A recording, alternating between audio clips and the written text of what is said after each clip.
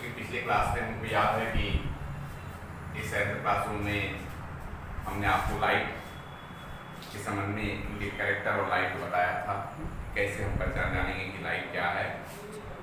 आज हम उस कैरेक्टर के आधार पर कि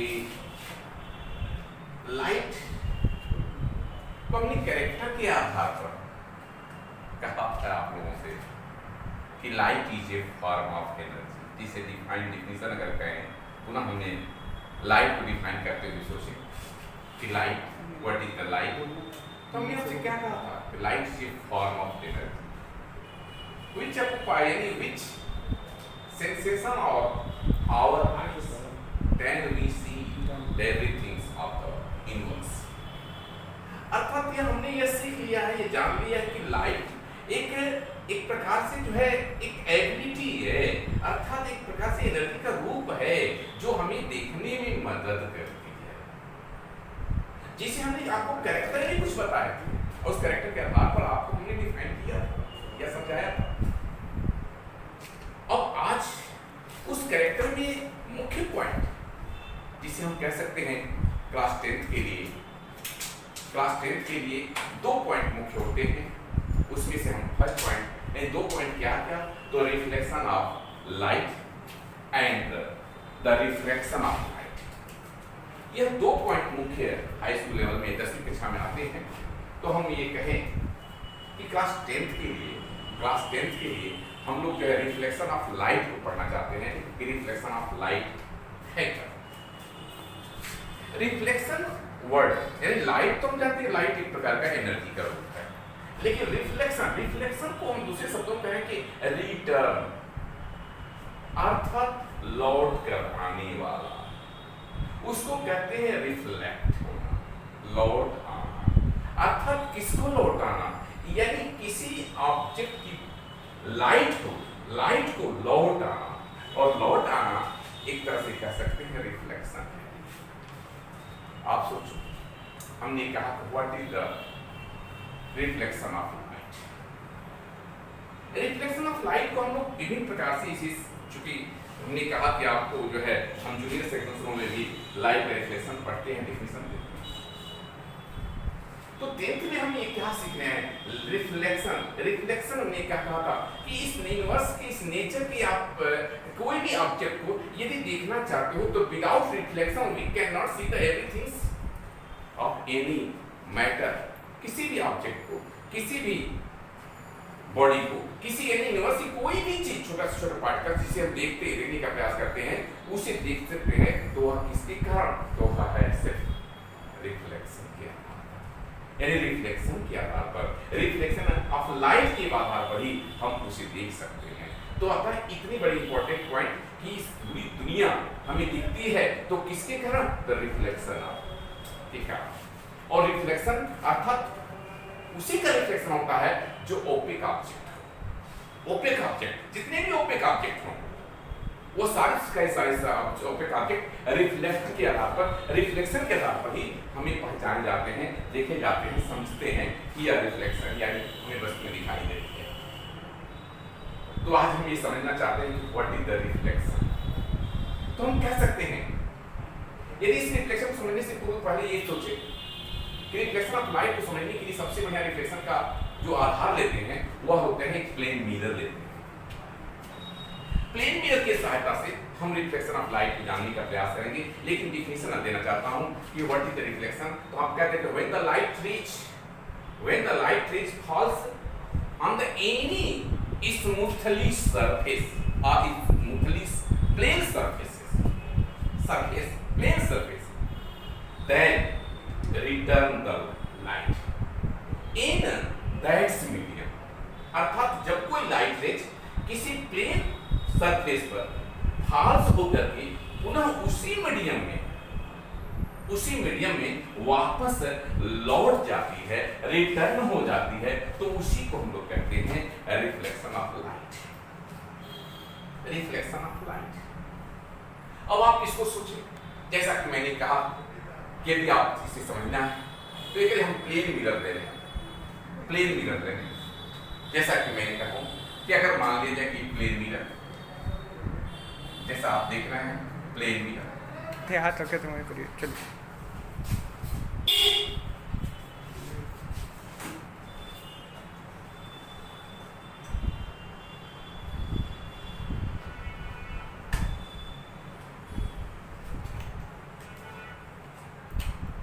अब आप देख रहे हैं हमने एक प्लेन मिरर, जैसा कि आप देख रहे हो एम और एम डैश को,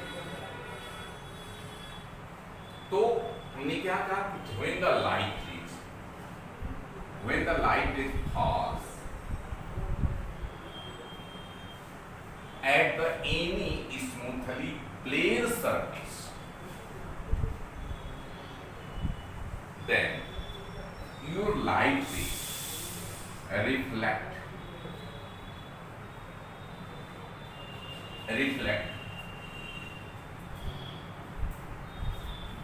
यानी उसी मीडियम में वह वापस लौट जाए।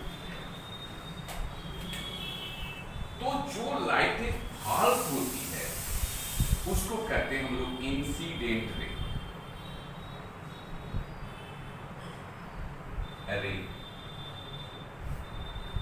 और जो लाइट रेज रिफ्लेक्शन के पश्चात यानी रिफ्लेक्ट होकर के वह जो रेज लौटती है, जो लाइट रेज लौटती है, उसको हम लोग कहते हैं रिफ्लेक्टेड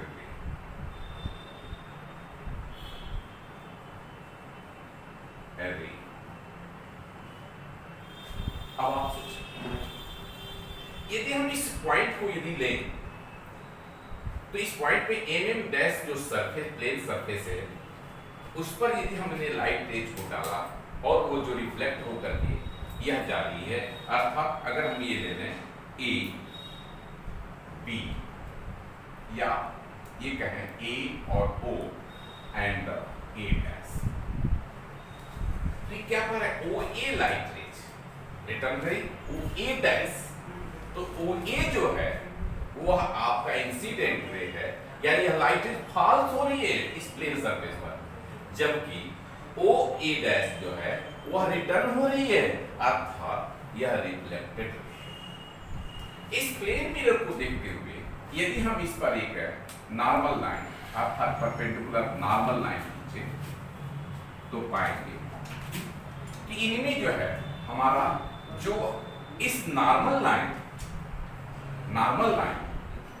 और आपका इंसिडेंट रे के बीच जो एंगल बन रहा है वही एंगल इस नॉर्मल लाइन और रिफ्लेक्टेड रे के बीच भी बन रहा है, यानी same angle form between the incident ray with normal line and the normal line with the reflected ray. इन दोनों के बीच अर्थात कहें एंगल ऑफ इंसिडेंट और एंगल ऑफ रिफ्लेक्शन, ये दोनों क्या हैं, इक्वल हैं, अर्थात इस आधार पर हम यह भी देख रहे हैं कि angle I equal angle R. अब आप सोचो, इस आधार पर इस रिफ्लेक्शन, जिसको कि मैंने कहा कि रिफ्लेक्शन ऑफ लाइट, यह रिफ्लेक्शन ऑफ लाइट इस कैरेक्टर के आधार पर, इस एबिलिटी के आधार पर, इसके आधार पर हम दो नियम देते हैं जिसको कि हम कह सकते हैं रिफ्लेक्शन ऑफ लाइट। और यह रिफ्लेक्शन ऑफ लाइट जिसमें मैंने क्या कहा, रिफ्लेक्शन ऑफ लाइट इसी कहें तो रिफ्लेक्शन ऑफ लाइट जो है दो प्रकार का होता है, अर्थात रिफ्लेक्शन ऑफ लाइट जो है दो लॉ है, नियम है, अर्थात हम ये कह सकते हैं। अब उसमें यदि पूछे कि first law of the reflection and the second law of the reflection, तो फर्स्ट लॉ उसमें हम आप विचार करें कि when the incident ray normal line and incident ray normal line and reflected ray at the same point,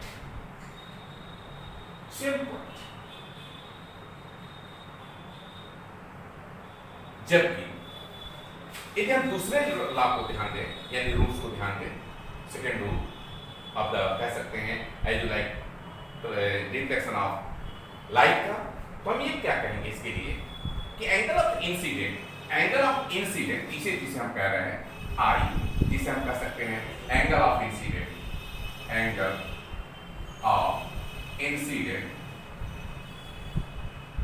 incident और angle of reflection, angle of reflection. यदि हम इस पर ध्यान देंगे तो angle of incident and angle of reflection ये दोनों क्या है?